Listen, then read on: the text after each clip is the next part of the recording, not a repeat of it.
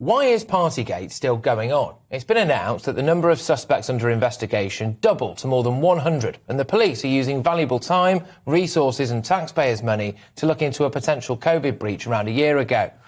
I get that due process needs to be followed, but there is a war on, and do we really need to destabilise our leadership at this exact moment in time? And it's not like the police have nothing else to do, is it? Last year was a record year for teenage killings in the capital. There were 30 deaths in 2021. One would have thought it was more of an urgent priority to stop the mass slaughter of youths painting the capital's pavements red with blood. Then, of course, there's the ongoing epidemic of violence against women and girls, with sexual offences up 38% in the year to February.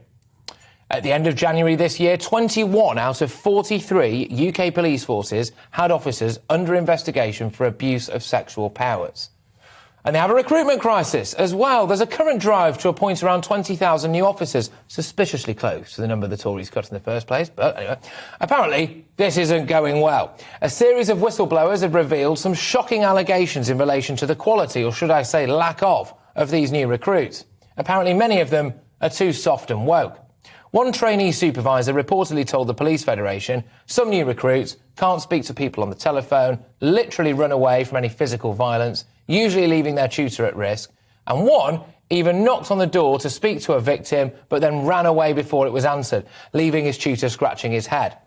Che Donald, the vice-chairman of the Police Federation, said parents even phone up to ask if their son can swerve the night shift because it's his birthday. Figures show that on average 9% of recruits are leaving police forces in England and Wales before they become a police officer. In some forces, the attrition rate is 19%. So instead of devoting existing police officers' time and resources into sifting through he said, she said statements about cheese and wine, perhaps the priority should be training a load of police officers who run towards a crime instead of running away from it. And of course, today of all days, that's more pertinent than ever. Today is the 5-year anniversary of the tragic murder of PC Keith Palmer, along with the other victims, of course, of the Westminster Bridge terrorist Khalid Masood. And our terror threat is currently at substantial. Tobias Ellwood, the MP and veteran who tried to save PC Keith Palmer as he lay bleeding in the street, having tackled a terrorist intent on committing mass slaughter in the Houses of Parliament, warned that terrorists are currently plotting, regrouping and arming. They haven't gone away.